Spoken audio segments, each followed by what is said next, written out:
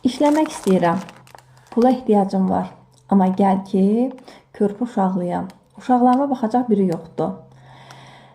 İşləmək istəyirəm. Təhsilim yoxdur. İşləmək istəyirəm. İş təcrübəm yoxdur. İşləmək istəyirəm. Amma bacara bilmərəm. Narahatam. Amma pula çox ehtiyacım var.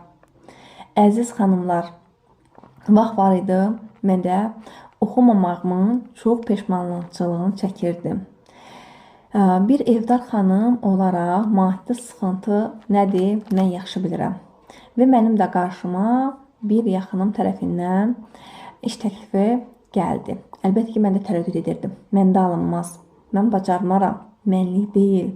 Təhsilim yoxdur. Ondan əlavə də iş təcrübəsi yoxdur. Və bu fikirlərlə, amma içimdə yenə də o maddi sıxıntı, çətinlik var deyənə özümə bir şans verdim. Və bugünkü gün böyük bir komandam var. 6 ildir ki, mən şəbəkə biznesindəyim. Maddi azadlıq yaşayıram. Evladlarıma, ailəmə dəstəyəm. Sizlər də həyatınızı dəyişə bilərsiniz.